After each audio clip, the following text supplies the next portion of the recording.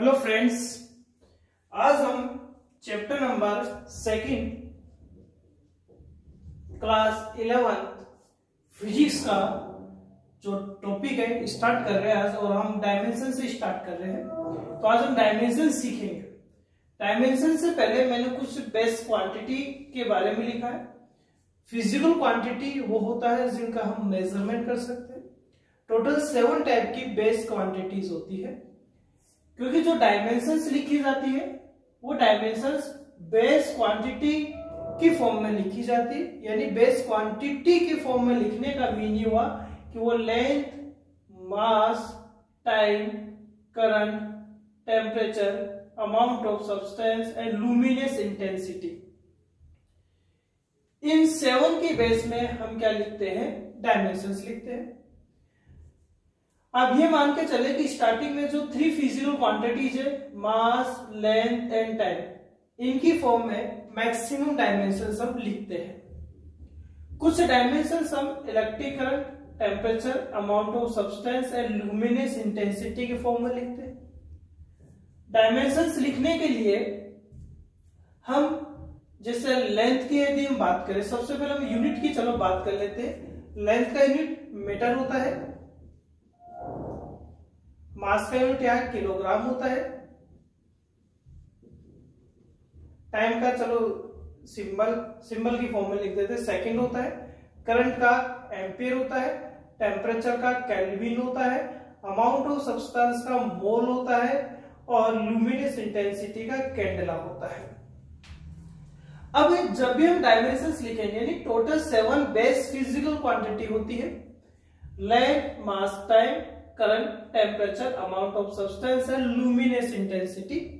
इनका यूनिट जो होता है वो मीटर, मास का किलोग्राम, टाइम का सेकंड, करंट का एम्पियर, टेम्परेचर का केल्विन, अमाउंट ऑफ सब्सटेंस का मोल और लुमिनस इंटेंसिटी का कैंडेला।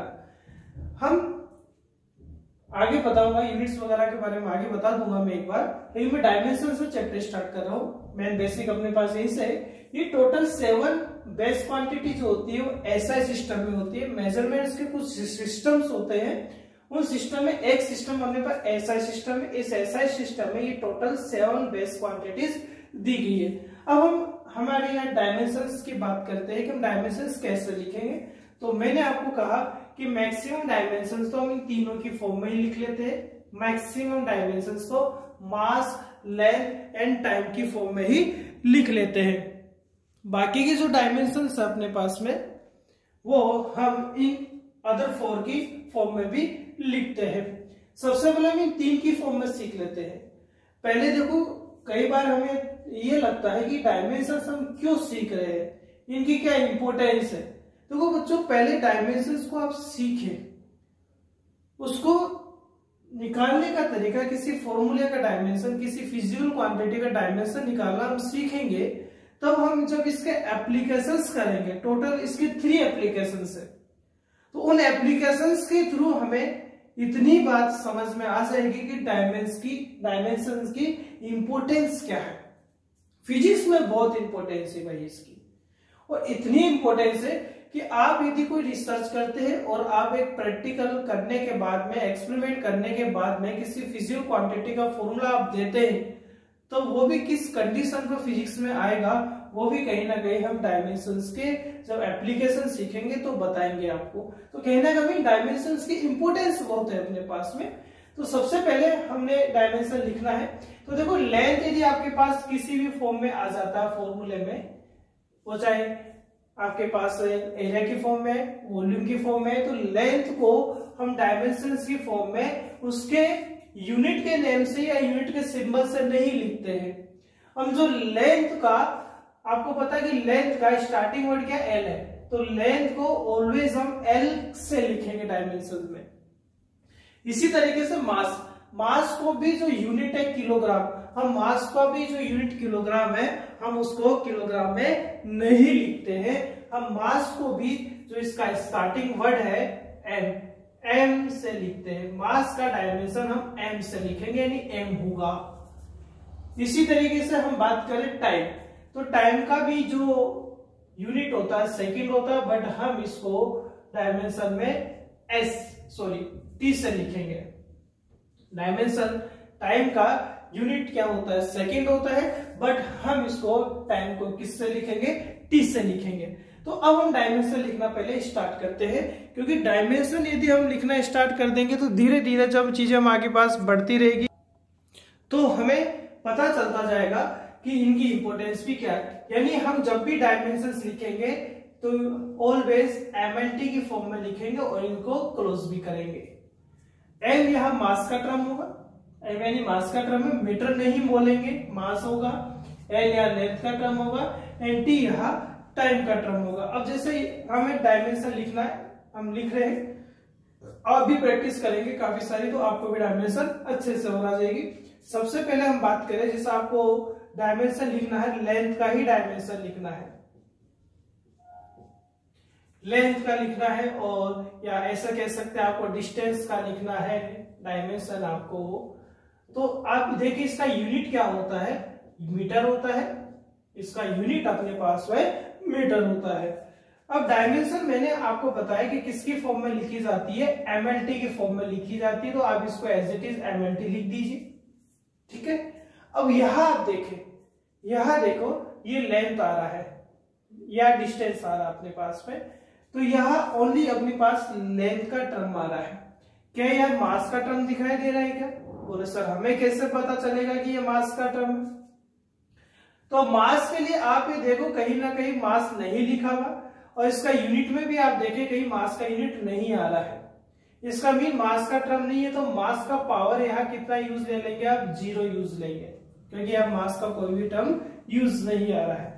यहाँ हम टाइम का टर्म भी देख रहे हैं, तो टाइम का टर्म भी यूज नहीं आ रहा है, कहीं सेकंड नहीं लिखा हुआ, कोई टाइम के बारे में यहाँ डिस्कशन नहीं कर रहा है, तो यहाँ टाइम का पावर भी 0 यूज लेंगे। बट यह लेंथ आ रहा है अपने पास में, और लेंथ का आप ये देखेंगे पावर यहाँ 1 है, कुछ भी नहीं लिखा हुआ, तो यहाँ पावर 1 है, तो यहाँ भी पावर क्या हो जाएगा, 1 हो जाएगा, यहाँ भी पावर 1 हो जाएगा। अब किसी की भी पावर यदि 0 होती है, मैथमेटिक्स में पावर यदि किसी भी फंक्शन का 0 है तो वैल्यू उसका ऑलवेज 1 रहता है। देखो वैसे तो इसका डायमेंशन ये कंप्लीट हो चुका है, लेकिन इसको आप और भी शॉर्ट करना चाहे तो इसको सोल्व आउट कर सकते हैं। m का पावर 0, और पावर 0 होने पर उसका वैल्यू कितना होता है, 1 होता है, तो ये 1 हो गया। l का पावर 1 एज इट इज आ जाएगा, t का पावर 0 क्या हो जाएगा, अपने पास 1 हो जाएगा। तो यह लेंथ का डायमेंशन कितना रहेगा, L1 रहेगा। नेक्स्ट यदि आपसे एरिया का डायमेंशन हम फाइंड कर रहे हैं, तो एरिया नॉर्मली क्या लिख सकते हैं, L इंटू बी लिख सकते हैं आप, और इसका L देखिए, L क्या है, उसका लेंथ है, और लेंथ का यूनिट क्या होता है, मीटर होता है। अगेन क्या है, ये आपके पास लेंथ ही तो है एक तरीके से, बी भी, तो इसका मीन ये भी क्या हो गया, मीटर हो गया, तो इसका यूनिट देखें मीटर स्क्वायर होता है, एरिया का यूनिट मीटर स्क्वायर होता है। यदि एरिया का यूनिट मीटर स्क्वायर होता है तो इसका डायमेंशन आपको पता है किस फॉर्म में लिखा जाएगा, एमएलटी की फॉर्म में। हम देख रहे हैं यहाँ कोई भी मास का टर्म यूज नहीं आ रहा है, तो यहाँ मास कितना हो जाएगा, 0 हो जाएगा।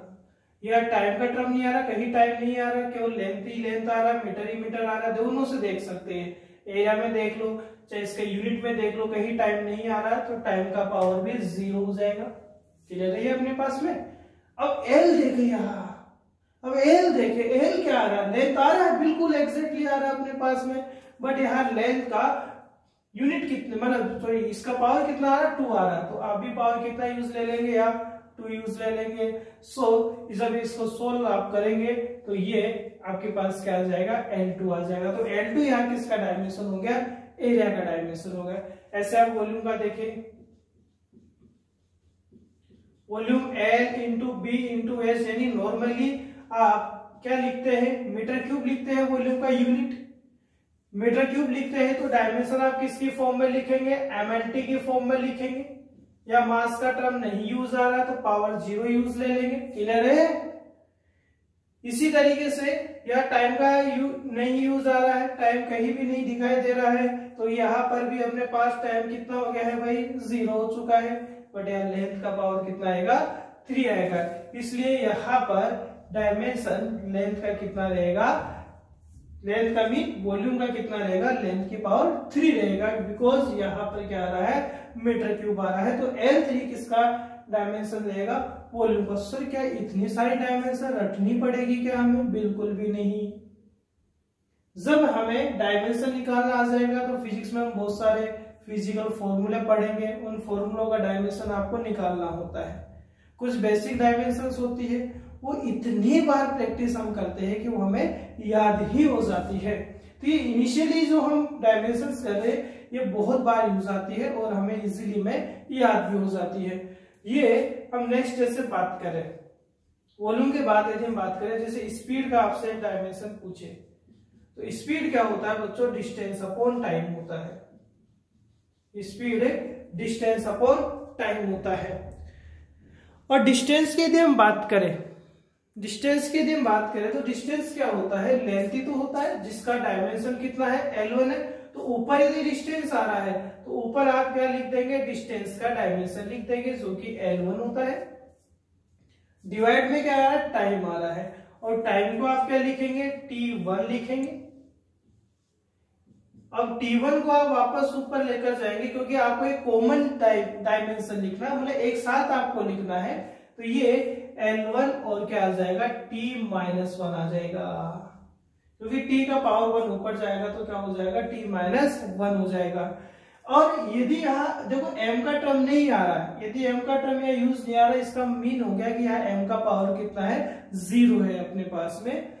इसी तरीके से जैसे मान लो आपको वेलोसिटी का फाइंड करना हो तो सर आपको तो फॉर्मूले याद है, हमें कैसे याद रहेंगे? हम जैसे जैसे फिजिक्स पढ़ते जाएंगे वैसे वैसे फॉर्मूले अपने आते जाएंगे, लेकिन आपको ये डायमेंशन निकालने का मेथड आना चाहिए। वेलोसिटी क्या होता है बच्चों? डिस्प्लेसमेंट अपॉन टाइम होता है। Displacement upon time. डिस्प्लेसमेंट भी क्या होता है? डिस्प्लेसमेंट भी एक डिस्टेंस ही तो होता है, तो ये डिस्प्लेसमेंट का डायमेंशन भी L1 होगा। डिवाइड में टाइम मीन T1, सो L1 T-1 किसका डायमेंशन होगा? वेलोसिटी का। तो वेलोसिटी और स्पीड का डायमेंशन क्या होता है? सेम होता है। नेक्स्ट आप नोट डाउन करना चाहते हैं तो नोट डाउन कर लीजिए। चलो अब है इसको हम हटा देते हैं भाई यहाँ से, क्योंकि हमें और डायमेंशन सीखनी है। देखिए भाई अब यहाँ हम ले रहे हैं एक्सेलरेशन, हम ले रहे हैं, देखो क्या होता है।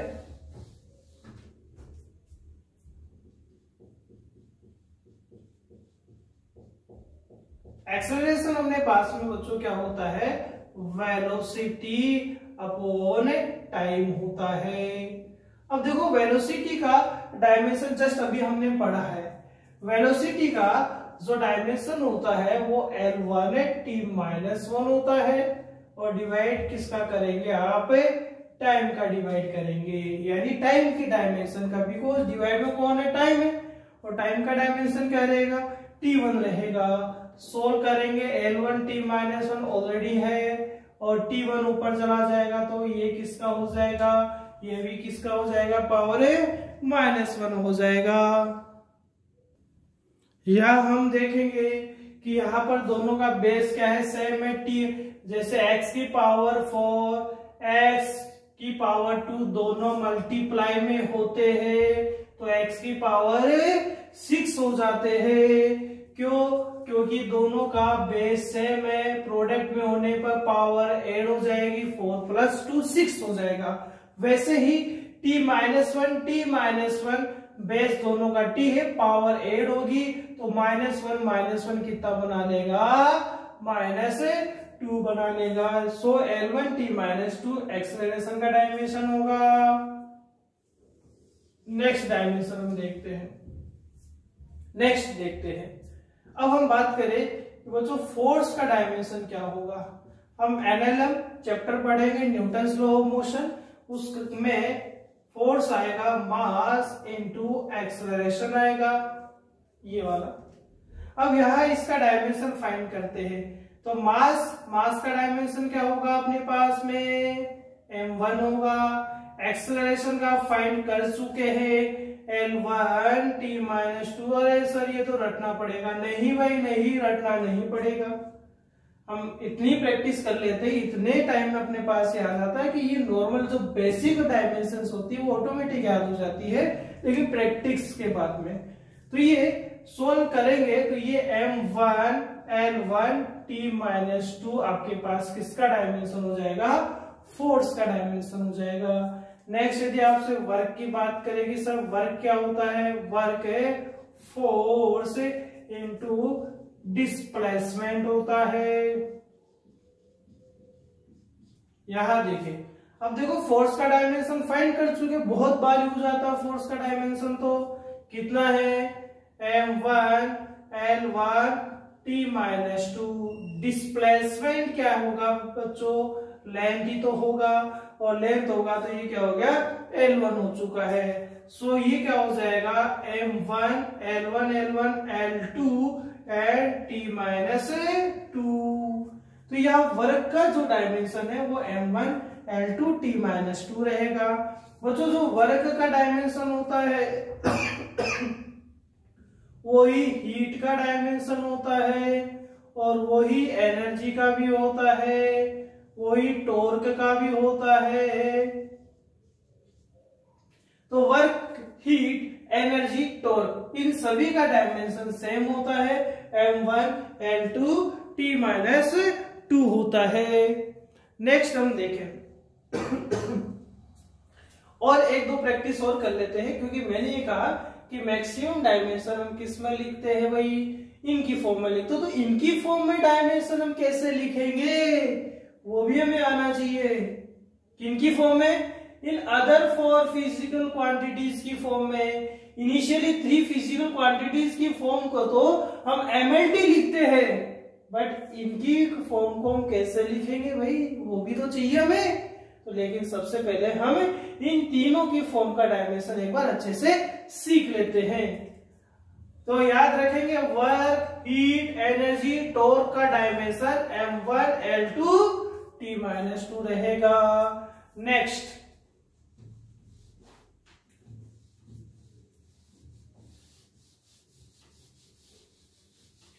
जल्दी जल्दी देखते हैं, फटाफट अब देखें।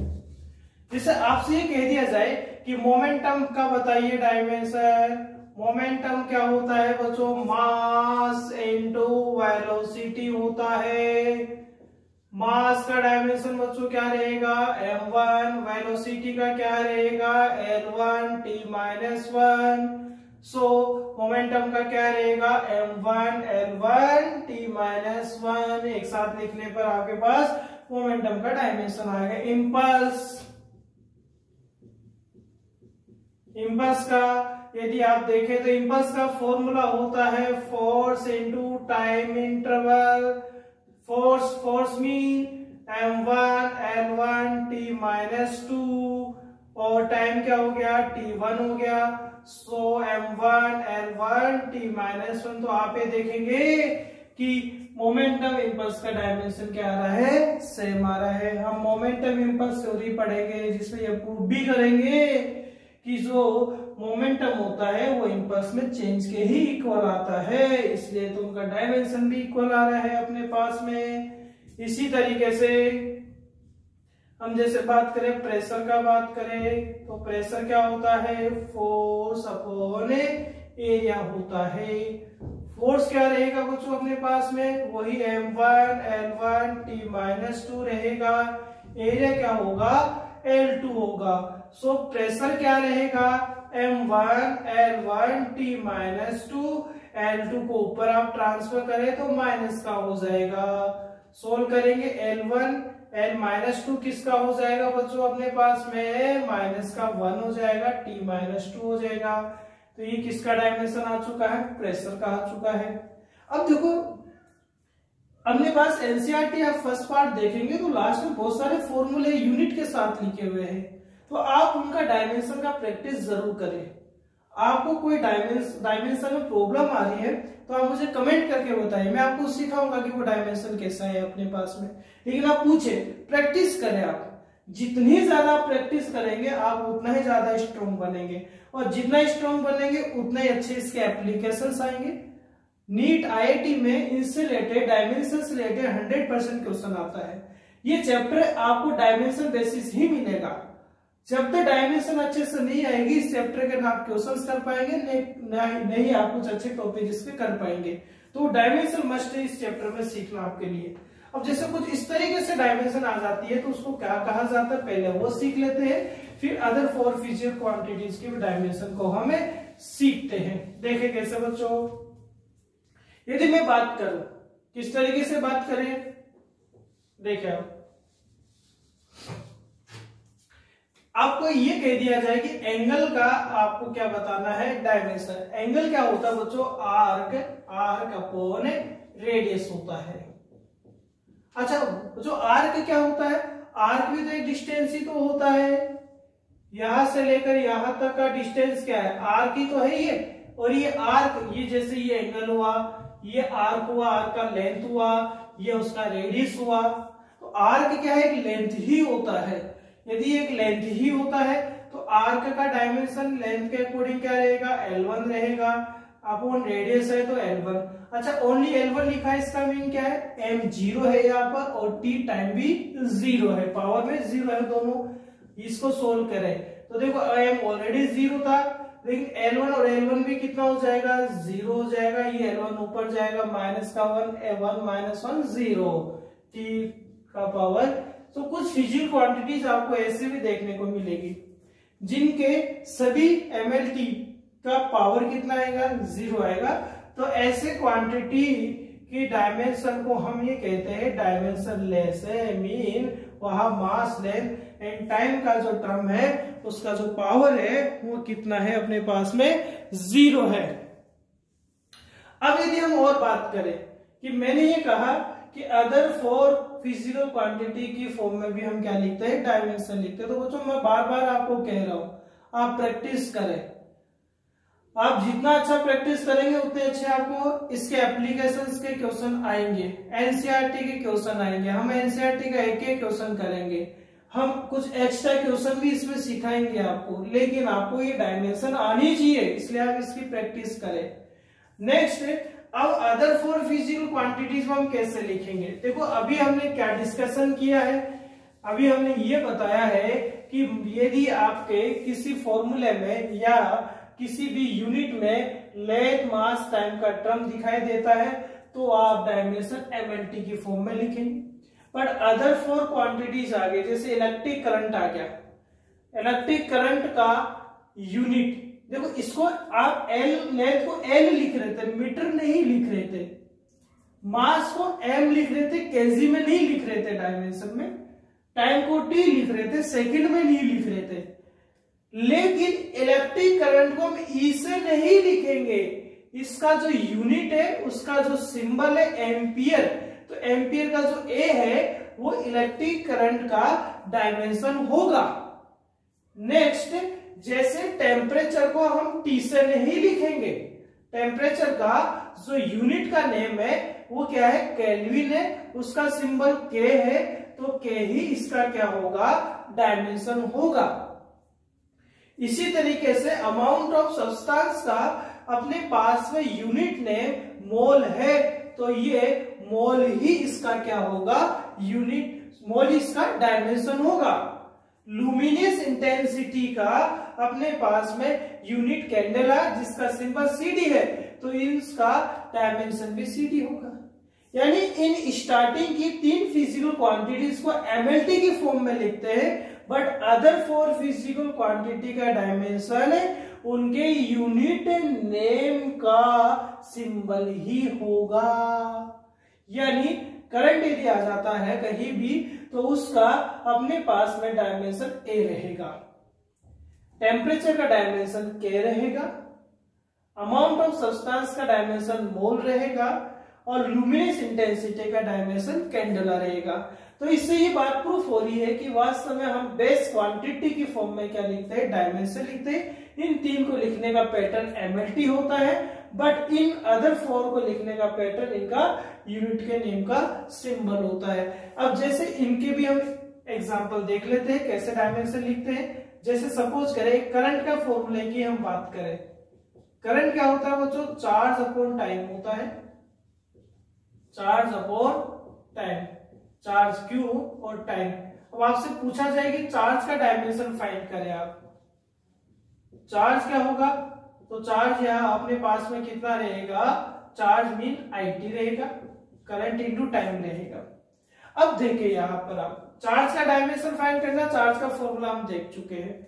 चार्ज क्या है, I है। अच्छा क्या है, I है। I का मीन क्या है, करंट। अब करंट को ना तो आप M में लिखते हैं, ना L में लिख सकते हैं, ना T में लिख सकते हैं, तो MLT के फॉर्म में तो नहीं लिखा जा सकता। बट हम ये देख पा रहे हैं कि करंट अदर 4 बेस क्वांटिटी में है अपने पास में, और इसका डायमेंशन जो है वो क्या रहेगा, A ही रहेगा। मीन यहाँ I का डायमेंशन क्या रहेगा, A रहेगा। यहाँ पावर 1 है तो ये भी पावर 1। अगेन नेक्स्ट क्या है, T तो टाइम है, और टाइम को तो हम इसी फॉर्म में लिखेंगे, MLT के फॉर्म में। और MLT में टाइम को क्या लिखेंगे, टाइम को हम क्या लिखेंगे, T1 लिखेंगे। तो यहाँ चार्ज का डायमेंशन अपने पास क्या है, A1 एंड T1 है। और भी देखते हैं, चलो और भी देखते हैं, फिर एक दो क्वेश्चन भी इससे रिलेटेड हम कर लेते हैं, और बहुत सारे क्वेश्चन हम इसके एप्लीकेशन में भी करेंगे भाई। एप्लीकेशन में भी बहुत जगह डायमेंशन में फाइंड करनी पड़ती है। जैसे मैं बात करूं, एक इक्वेशन आएगी बच्चों, PV equals to NRT, ideal gas equation रहेगी, एक गैस इक्वेशन है ये अपने पास में, आइडियल गैस इक्वेशन है। और ये इक्वेशन हम फिजिक्स में भी पढ़ेंगे भाई, सेकंड फिजिक्स में पढ़ेंगे, KTG चैप्टर आता है काइनेटिक थ्योरी ऑफ गैसेस, हम उसमें इस इक्वेशन को डिस्कस करेंगे। इसमें चलो एक बार सिंबल में सभी के बता देता हूं। P बच्चों यहाँ प्रेशर होता है, V यहाँ वॉल्यूम होता है, N आयन अपने पास अमाउंट ऑफ सब्सटेंस होता है,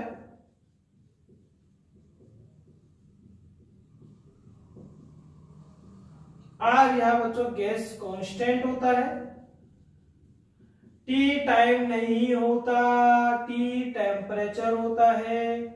T जो मैंने लिखा तो कईयों के माइंड में घोड़े दौड़ने लगे कि यहाँ T क्या होगा, वही टाइम होगा। नो नो, यहाँ T क्या है, टेम्परेचर है। आपसे क्वेश्चन पूछा जा रहा है कि आपको R का डायमेंशन फाइंड करना है, जो किसका डायमेंशन फाइंड करना है, आपको R का डायमेंशन फाइंड करना है। तो आप यहाँ पहले R का फॉर्मूला देखे क्या हो सकता है, R का फॉर्मूला देखे आप क्या हो सकता है, क्या R का फॉर्मूला PV अपॉन NT होगा क्या, बिल्कुल NT डिवाइड में पोर्शन में पहुंच चुका है। अब देखें, अब बोले सर हमें तो प्रेशर का डायमेंशन नहीं आता, कोई बात नहीं आता तो आप प्रेशर को लिख लीजिए, फोर्स अपॉन एरिया होता है इंटू V वॉल्यूम होता है, और ये NT आ जाएगा।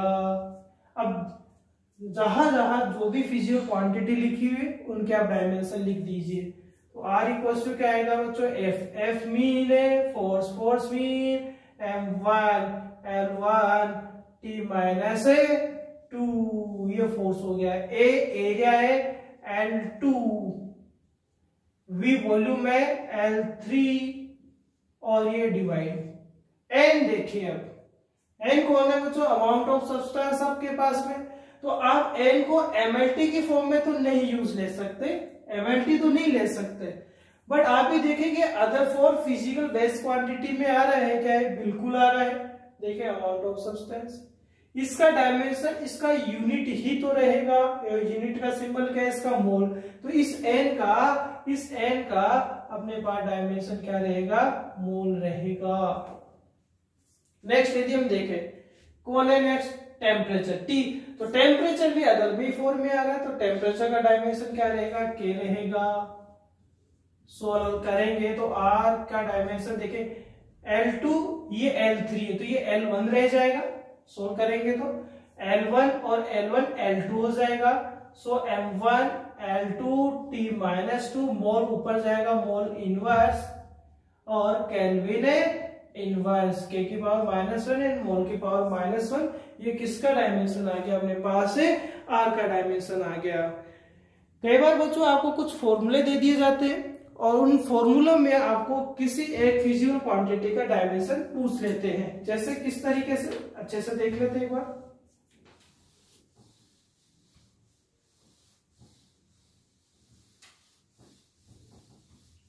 देखिए आप, सपोज आपसे फॉर्मूला में पूछ लेते, फॉर्मूला दे रहा हूं F equals to capital Z M1 M2 divided by R square.